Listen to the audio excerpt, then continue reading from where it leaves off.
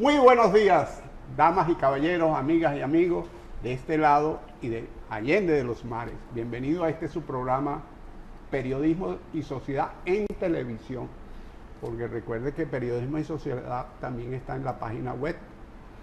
Es un programa producido por Andrés Licho Matos, que se transmite a través de Cinevisión, Canal 19. En todos los cables usted Canal 19 y ahí lo encuentra. Además de las redes sociales, YouTube, Facebook y todas las redes sociales de Periodismo y Sociedad. Hoy nuevamente con Don Elis. Don Elis, ¿cómo está usted? Muy bien, muy bien. ¿Y usted? Bueno. ¿Qué hay de bueno? ¿Cómo está la cosa? Lo veo con un gran libro en la mano. Grande por tamaño y por calidad. Y contenido. Y contenido, calidad. Calidad. Este libro me lo envió el periodista, el licenciado José Rafael Sosa. Oh, Claro, Cookie, mejor conocido como Cookie Sosa. Cookie Sosa. Cookie Sosa. Buen amigo, saludos José Rafael Sosa. Bueno, este es un libro que trae la historia, el presente y el futuro del Archivo General de la Nación. El Archivo General de la Nación es una de esas grandes instituciones que tiene la República Dominicana, que guarda la memoria histórica del país. Se fundó en la época de Trujillo. De Trujillo, sí. No recuerdo ahora el año. Sí, eso fue como en el 32, 33, sí. Por mucho tiempo. Este libro tiene no solamente la historia del archivo, sino también hace una narrativa de sus recursos humanos que son altamente especializados. Ahí todo el mundo es especialista, desde el más humilde servidor hasta los técnicos, los investigadores, los técnicos digitalizadores de los materiales, de los documentos, etcétera, porque ellos se han dedicado a recopilar todo ese material y digitalizarlo para darle un apoyo a los investigadores.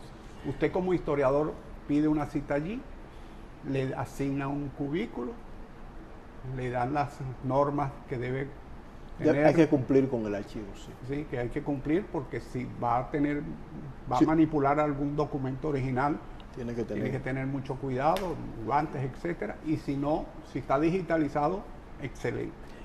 Y hay que resaltar la buena labor que viene realizando el archivo en la edición de libros que sirven de fuente como historia y textos que ya se agotaron hace muchos años.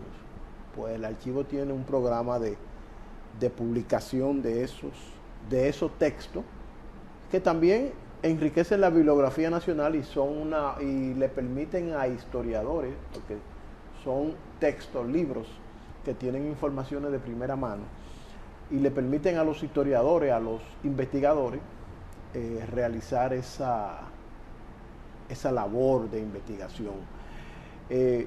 Hay mucho texto ahí.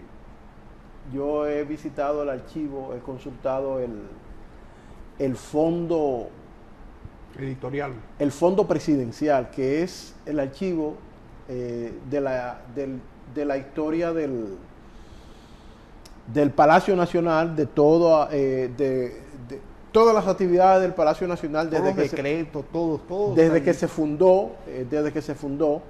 Eso se hizo, ese traspaso de esos documentos se hizo durante la administración de Leonel Fernández.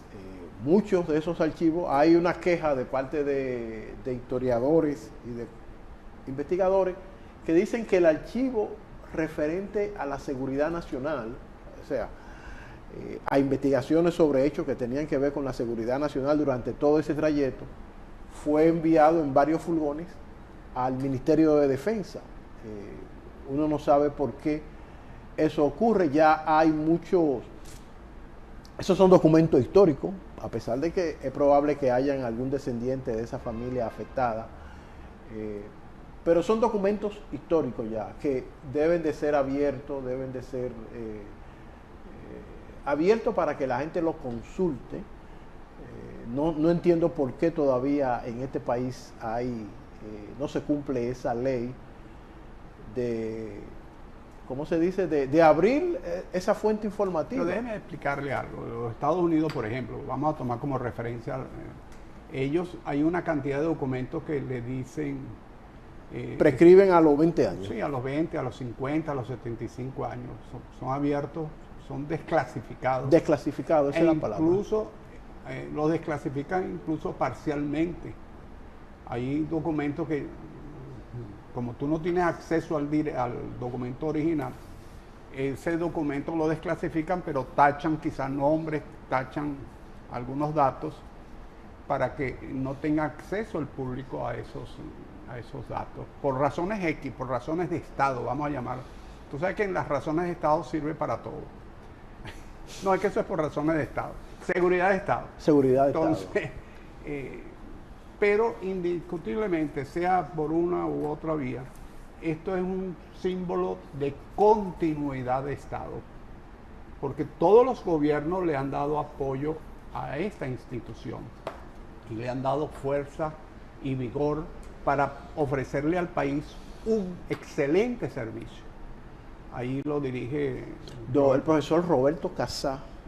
Y estaba chequeando, del 23 de mayo de 1935 se institucionalizó. En el 35. En el 35. Sí. Me decía el José Rafael Sosa que parece ser que Trujillo lo hizo más con sentido de inteligencia policial que con otro sentido, pero con el sentido que lo haya hecho. Ahí está la institución. Igual vamos a ver si invitamos un día a José Rafael Sosa para que nos hable de esto y de otras cosas, porque José Rafael Sosa sería muy importante. Es un intelectual aquilatado.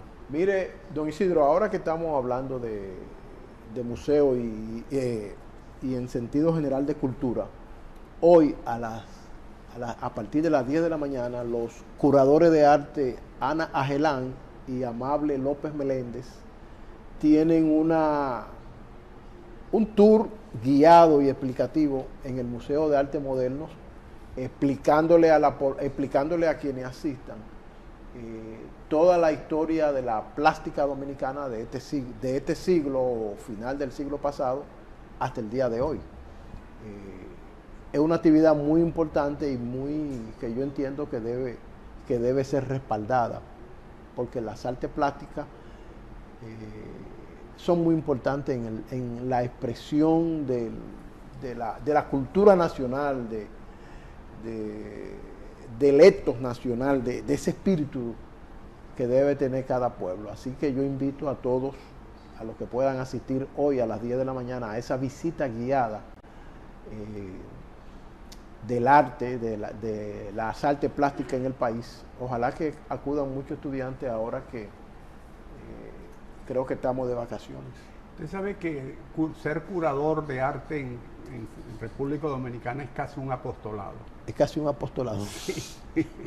Yo tengo un amigo que es curador y le pregunto, ¿en qué consiste tu trabajo? Y él me dice, no, yo coloco en una exposición, coloco esto y hago esto. Sí, pero es más profundo. No, sí, tiene su objetivo es presentar una exposición con las calidades que atraiga al público, no solamente desde el punto de vista comercial, sino también desde el punto de vista espiritual, que se sienta agradado y a gusto y que pueda verlo y disfrutar y captar el escenario, lo que quiere transmitir en el caso de cuadros de arte, lo que quiere transmitir cada artista. Pero me dicen que eso es, o sea, tú no puedes vivir de ser curador, es muy difícil, tienes que ser curador y plomero. Plomero es una exageración mía. O parqueador en la vía pública. Que ahora parece que le van a meter la mano a los parqueadores. Otra vez. No sé si antes lo habían hecho. Pero cierto es que ser curador no es fácil. No es fácil en República Dominicana. Hay que tener una visión de las artes plásticas muy profunda. Tiene que ser profesor universitario, profesor de educación media o tener otro ingreso. Pero porque aquí solamente de curador no... Aquí, de curador no se vive. No, de curador no se vive. Bueno. Mire, cambiando un poco de tema, ¿qué es lo que pasa en California? Que veo que ese estado prácticamente se ha sublevado. No se olvide que, primero que California es un estado que por sí solo el Producto Interno Bruto de California es superior a muchísimos países del mundo. Sí. Si lo colocase entre la lista como si fuese un país, estaría entre los 10 primeros países del mundo. Sí, el Producto Interno así Bruto. mismo, Luego ese Producto Interno Bruto en buena parte es gracias a la mano de obra de inmigrantes. Y luego la incidencia cultural de los inmigrantes, particularmente de los mexicanos centroamericanos también. Y centroamericanos, es muy grande. Y todas estas normas que ha implementado el presidente Trump han lacerado la dignidad de esa gente. Y están reaccionando como es una comunidad ya altamente estructurada en esas ciudades, han reaccionado de forma no violenta, sino haciendo sus manifestaciones. Y luego, claro, siempre en esas manifestaciones hay quienes se infiltran, ¿no? Sí, algún radical. Luego la policía se ha visto quizás desbordada, han convocado a la Guardia Nacional, pero el señor Trump ha enviado un contingente, un batallón o algo así de los marines, que no están formados para manejar manifestaciones, desorden público o ese tipo de actividades. Eso es una actividad que se especializan es a la policía y quizás a la Guardia Nacional. Mire, ha llamado mucho la atención el dime y direte entre el presidente Trump y el gobernador. Al final, no se olvide una cosa, que ahí dentro de un año y medio máximo hay elecciones de medio término. Se van a escoger una parte de la Cámara del Senado y una parte de la Cámara de Representantes. Cámaras que el presidente Trump, en la Cámara del Senado creo que está por 1 o 2 senadores. Sí. La mayoría de él tiene 1 o 2 senadores solamente y diputados tiene muy pocos. Que ya hay una cantidad de diputados republicanos y senadores republicanos que le están diciendo al presidente Trump que no están de acuerdo con sus políticas o con algunas de sus políticas. Ya comienza a haber disidencia dentro del sector republicano. Si el presidente Trump pierde la mayoría de las cámaras o de una de las cámaras, se le pone, entonces el que comienza a pasar el Niágara en bicicleta es el presidente Trump. Y me luce que esta protesta se van a extender a otros estados. De hecho, ya hay anuncios que para este fin de semana, que en Estados Unidos se va a conmemorar, a celebrar el Día del Padre, hay convocadas manifestaciones en varios estados, claro. Incluso en Washington. Claro, ¿qué sucede? El objetivo de él, cierto es que la inmigración descontrolada que hay en los Estados Unidos, así como en Canadá y en otros países, tienen que controlarla. Pero tú no puedes pretender en un año resolver lo que viene siendo un problema de 20 años o 30 años, un problema recurrente, una inmigración descontrolada, una inmigración que se ha convertido en un problema. Fíjense ustedes, por ejemplo, Trump dice que los estudiantes chinos son espías. Es verdad y es mentira. Son estudiantes chinos que van a las mejores universidades norteamericanas a estudiar y a adquirir el conocimiento que luego van a China y lo van a aplicar en la industria china. Y por eso es que China ha crecido. ¿Usted sabe cuántos estudiantes chinos de China continental hay en Estados Unidos? 300,000. Ah, pero son palabras mayores. Y entonces, él busca en su política porque Estados Unidos ha venido teniendo una preeminencia en el mundo, fundamentalmente sobre la base del conocimiento y la tecnología. Sobre la base del conocimiento y la tecnología. Entonces, ¿cómo controla eso? Diciéndole a estudiantes chinos que no pueden estudiar más. Es así tan simple. O el problema de una inmigración no solamente de suramericanos o de centroamericanos, de todo el mundo en sino Estados de Unidos, vietnamitas, de tailandeses, de todos lados, diciendo, cortando así por lo sano. Entonces, el tema es que el señor presidente Trump se ha planteado que en un año quiere resolver problemas de 30, 40 años que se han ido acumulando. Por otro lado, él no puede abrir tantos frentes al mismo tiempo.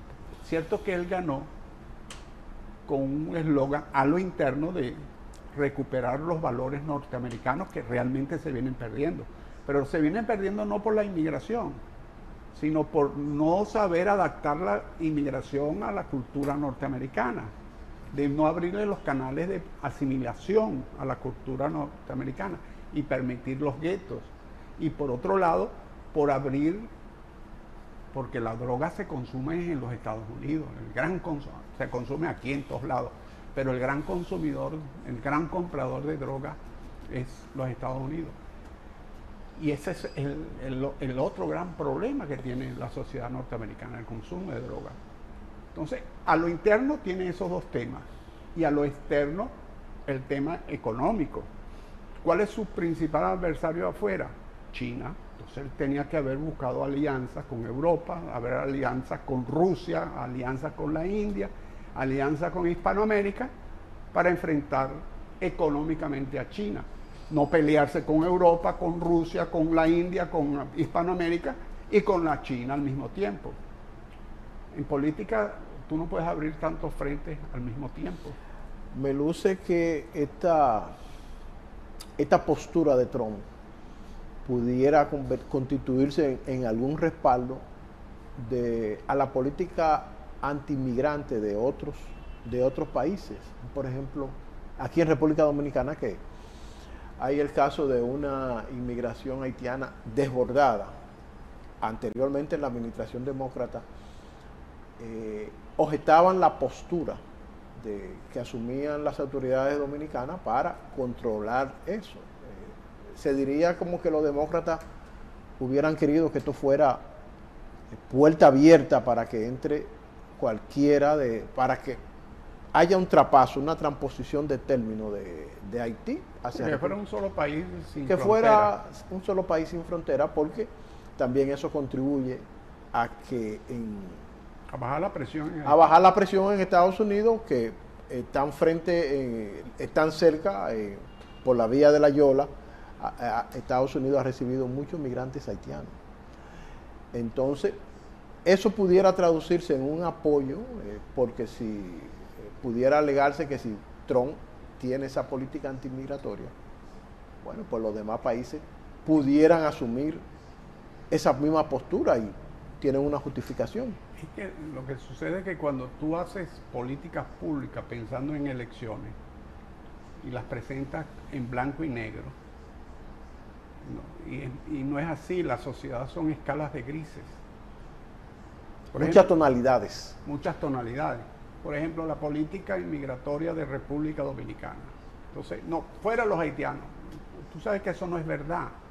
Tú sabes que eso es imposible. Por eso es que yo veo con la valentía del presidente Hipólito Mejía, por ejemplo, que dice que hay que regularizar. Ahora, cuando tú dices que hay que regularizar, entonces inmediatamente dicen, no, regularizar a todo el mundo, no.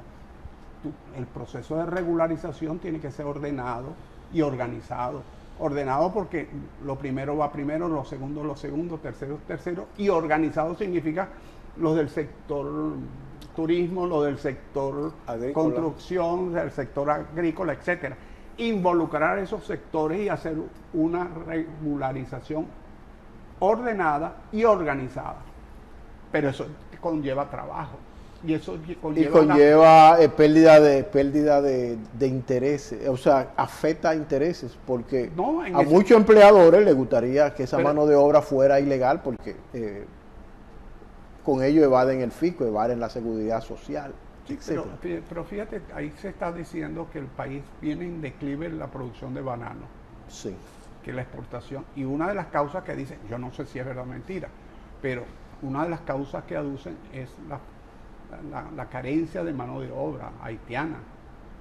Entonces, lo que hay que colocarse y colocar sobre la mesa los elementos, los factores, y despojarse un poco del electoralismo y abordar el problema con visión de Estado. Por eso fue interesante esa reunión con los expresidentes, porque buscaba darle visión de Estado a un problema que no es de un gobierno. Eso es un problema que viene sumándose desde hace muchos años, desde la época de Balaguer para acá. Entonces, eso hay que abordarlo de forma distinta, con una responsabilidad distinta. Pero entonces cuando tú dices, vamos a hacer esto, te caen encima, porque ven las cosas en términos inmediatos y con... Y blanco y negro. Blanco y negro y con también con un sustrato de sacarle algún beneficio electoral. Eso está correcto. Eso está incorrecto. Entonces, ese es el gran problema. Entonces, cuando tú ves, por ejemplo, que el presidente Mejía dice, yo estoy de acuerdo con que se regularice, él no está diciendo que se regularice a todo el mundo, u otras personas lo han dicho también. Yo lo que creo que hay que hacerlo con ordenación y organización, que son dos cosas distintas, pero que se complementan y que hay que aplicarlo a cualquier política pública que tú desarrolles. Hay que ver cómo va a terminar esto en Estados Unidos. Ya, como dije anteriormente, ya hay varios estados que están proponiéndose levantar, movilizarse, y creo que detrás de todo esto también debe de haber algún empuje del Partido Demócrata, que en el proceso electoral pasado quedó muy mal parado. O sea, una forma de los demócratas ir recuperando su espacio. En Estados Unidos depende mucho también de los liderazgos. Un partido puede quedar muy golpeado, pero no hay el electorado tiene su electorado demócrata que es fiel, y sus republicanos que son fieles, pero esa masa que vota, hay una masa crítica, pues, que si le gusta un candidato, el planteamiento, el programa de gobierno, pasa de un bando a otro. Pero lo que tenemos que pasar es a una pausa que debemos darle a nuestros patrocinadores. A nuestros patrocinadores. Manuel, cuando usted diga, Manuel, regreso aquí en Periodismo y Sociedad.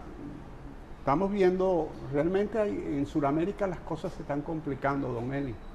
Mira el caso de Colombia con este senador que le hicieron un atentado, Uribe Turbay. Sí, muy joven, por cierto. Luego han habido una serie de actos terroristas allí. Pero si vamos un poco más al sur, vemos que en Bolivia, después que realmente, por lo menos en la prensa, se veía que Evo Morales, el señor presidente Evo Morales, había hecho una labor encomiable. Tiene unos años para acá que creo que no está dando pie con bola, como dice. En el 2016 reformaron la Constitución, pretendió reformar la Constitución y crear la reelección indefinida. Fue a un referéndum popular y el pueblo le dijo que no. En referéndum le dijo que no aceptaba esa reelección. Entonces fue al Tribunal Constitucional y, buscando recursos abogadiles, triquiñuelas y vericuetos, echó para atrás la decisión del soberano, del pueblo. Dijo que los resultados del referéndum no eran válidos. Luego tuvo una crisis en su partido, el partido se ha dividido en 3 grupos, lo expulsaron del partido, está tratando de fundar un partido y aspira a inscribirse como candidato cuando la Constitución se lo prohíbe, las leyes se lo prohíben, además que tiene una serie de juicios pendientes. Y la técnica que está usando es la misma que utilizó hace 20 años atrás: bloquear las carreteras para que a la ciudad de La Paz y a las principales ciudades de Bolivia no le lleguen alimentos, no lleguen gasolina, no lleguen los insumos. Presionar de esa forma al sistema político. Entonces tú ves ¿Y por qué él se resiste a retirarse? Si ya fue, porque fue presidente. el poder le gusta a la gente y la gente... Y fue un buen presidente. El registro que hay que es de un buen presidente. Pero lo que decimos, ya la discusión ideológica no es entre derecha e izquierda, es entre autoritarismo y democracia. Él es un demócrata, no, es un autoritario extremista, quizás no, pero está en esa vía de ser cada día más autoritario. Después de mí, el diluvio, como decía Luis XIV. Yo soy el Estado y después de mí el diluvio. Entonces, cuando tú ves eso que pasa en Colombia, que ves eso que está pasando en Bolivia y ves lo que está pasando en otros países de Sudamérica, te llama la atención porque Sudamérica llegó con todos sus defectos a tener cierto clima de tranquilidad y de desarrollo institucional, pero no se está viendo eso. Parece que es desigual, sobre todo esa expresión que usted dice, porque por ejemplo hay lugares en donde ganan las elecciones personas a las cuales se le atribuye una visión de izquierda, como en Uruguay, y pierden, ganan, desarrollan su programa de gobierno, a la gente no le gusta y van a las elecciones, pierden y entregan el poder. Pero también ocurre lo mismo en Argentina y en Chile, con sus variantes, con sus... Sí. Pero es que hay que ver una cosa, que el nivel de escolaridad de esos países es superior al resto de Sudamérica. Chile y Argentina. Claro, y Chile, Argentina y Uruguay. Entonces, Uruguay, sí. Entonces tienen unos niveles de escolaridad. Eso te implica de que la gente tiene un nivel de conciencia y de análisis crítico. No se puede comprar el voto ahí. No, sí, quizás hay algún tipo no existe el picapollo y la botella grande de... No, eso no. Entonces, y tú ves, por ejemplo, que en Argentina los Kirchner han llegado bueno, Argentina, que era un país que iba floreciente a principios del siglo XX, que competía con las grandes potencias del mundo, estaba dentro de los grandes países de desarrollo. Después del 55, después que llegó el general Perón, que vino con un populismo nacionalista desfasado, Argentina ha venido paso a paso hacia abajo. Y hoy es un país que está sumido en una crisis que el señor Milei está tratando con sus ideas. Yo no sé si está en lo correcto o no, pero está sacando al país, por lo menos desde el punto de vista de los números, ha reducido la inflación, ha reducido prácticamente en los últimos meses a cero el déficit de las cuentas públicas. Pero tú ves que cada cierto tiempo hay elecciones, cuando no hay golpes militares, por supuesto, y se renueva el poder, cambian los actores, cambian los partidos, salen los justicialistas y entran partidos radicales u otros partidos. Lo mismo ocurre en Chile. En Chile, y lo mismo ocurre en Uruguay. Más o menos así en Brasil. Bueno, yo hablo desde Hispanoamérica. Brasil es otro mundo. Es otro mundo, es otro universo. No podemos comparar. Brasil es parte de Iberoamérica, de Latinoamérica, pero no es Hispanoamérica. Sí, correcto. No es Hispanoamérica. Correcto. Entonces, yo hablo de los países de lengua castellana, de lengua española. Entonces, pero cuando tú pasas esa frontera, inclusive el Paraguay, tú ves que se mantiene con cierta estabilidad. Pero cuando tú pasas esa frontera más al norte, comienza a haber Colombia, Venezuela, un desorden aquello. Y Centroamérica y todo. Por eso es lo importante de República Dominicana, que en los últimos 30 años ha tenido una estabilidad institucional. Y fíjate que ahora el presidente está por Francia y le reconocen el desarrollo político del país y reconocen el factor de equilibrio que significa en el Caribe la política dominicana y la política exterior dominicana. Ya República Dominicana comienza a ser en esta región una potencia referencia. Por lo menos una referencia. Sí, una potencia referencia. Es cierto eso, sí. Claro, tiene sus problemas. Muchos que problemas. no hay que dejarlos que crezcan, más bien hay que reducirlos para que eso no se eche a perder, para que no se diluya ese crecimiento y haber adquirido esa calidad, pero hoy la tenemos así. Y eso se demuestra en este viaje a Francia. En este viaje a Francia. Mire, ahora que usted habla del presidente y su viaje a Francia, de Francia él fue a Ginebra, va a pronunció, lo debe estar pronunciándolo ahora, un discurso ante la Organización Internacional del Trabajo. De Ginebra va... Trabajo es lo que estamos pasando. Sí. De Ginebra va a Brasil, donde el presidente de Brasil ha convocado a varios países caribeños para discutir una propuesta, una salida de la crisis haitiana. Yo veo esto muy importante y veo muy importante también que Brasil también comience a preocuparse por la situación haitiana. No es para menos que también Brasil tiene una gran cantidad de ciudadanos haitianos que han llegado a ese país por las diferentes vías, por las diferentes fronteras, y allá también son motivo de muchas preocupaciones, pues Lula ha convocado a los países caribeños, esas pequeñas naciones que también tienen el mismo problema porque no pueden recibir esa gran masa de ciudadanos haitianos. Y esta es una oportunidad para que el presidente Luis Abinader explique detalladamente en qué consiste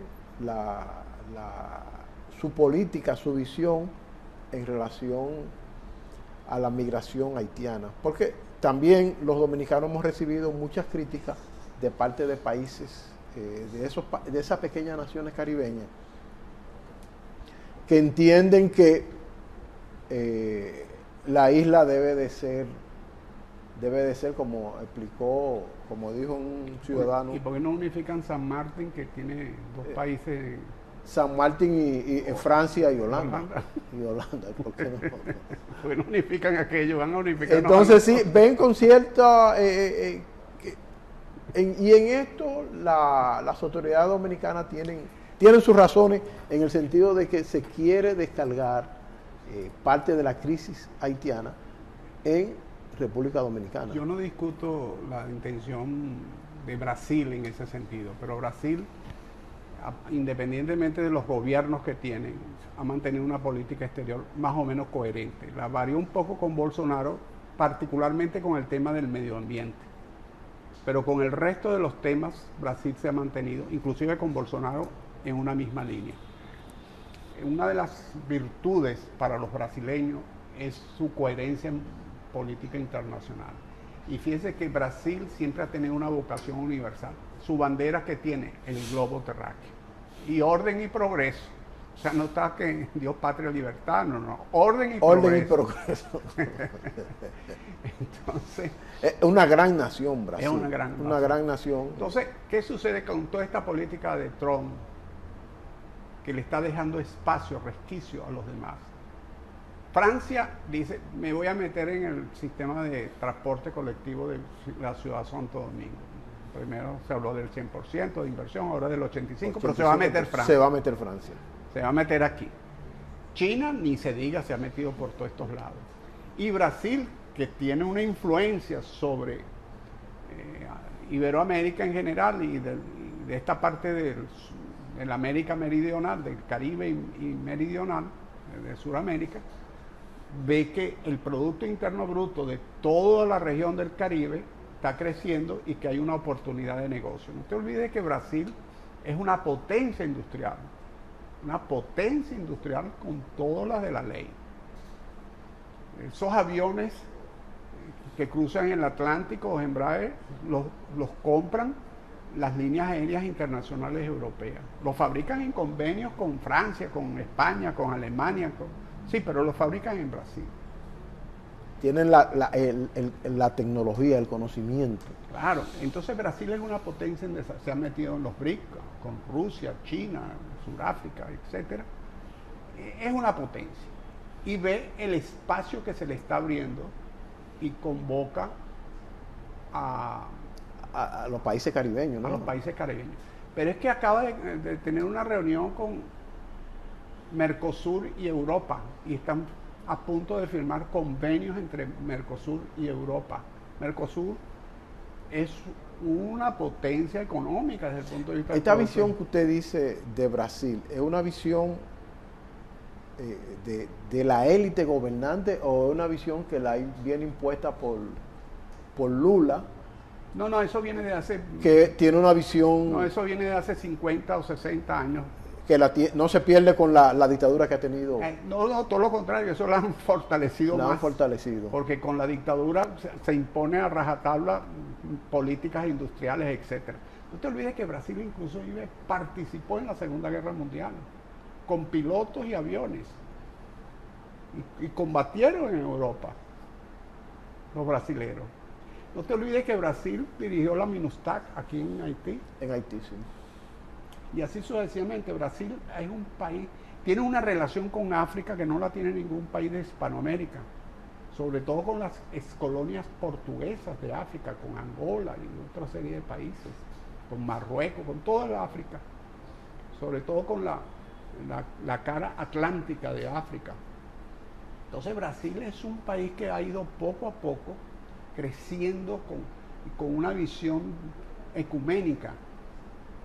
No, Brasil no es cuento. Y Brasil está aprovechando estas rendijas que está dejando el señor presidente Trump. Cuando se quiere pelear, entonces se mete Brasil y hace una reunión con los países caribeños a ver cómo, no a sustituir, porque realmente no tendrá quizás la capacidad de sustituir, pero sí de ocupar espacios que le van a permitir crecer a Brasil más de lo que viene creciendo. Esa visión que tiene el presidente Trump de impedir la entrada legal ciudadano haitiano, yo cuando leí esa información pensé, ¿y si las autoridades haitianas buscan la forma de acercarse a China? ¿Qué haría Estados Unidos entonces con Haití? O sea, si las autoridades rompen con Taiwán y firman con China continental. Y firman con China continental. Bueno, no sé, de repente... O sea, y puede ser una buena respuesta de parte de ustedes, nos niegan a nosotros. Lo que sucede es que tú no puedes ver las cosas en blanco y negro.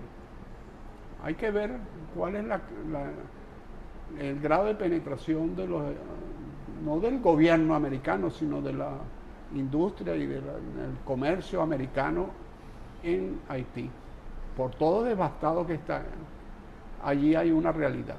¿Y cuál es la fuerza? Porque ahí hay empresarios que tienen sus negocios, exportan hacia Estados Unidos. Hacia Estados Unidos. Hay haitianos que tienen sus buenos negocios en Estados Unidos que envían remesas a Haití.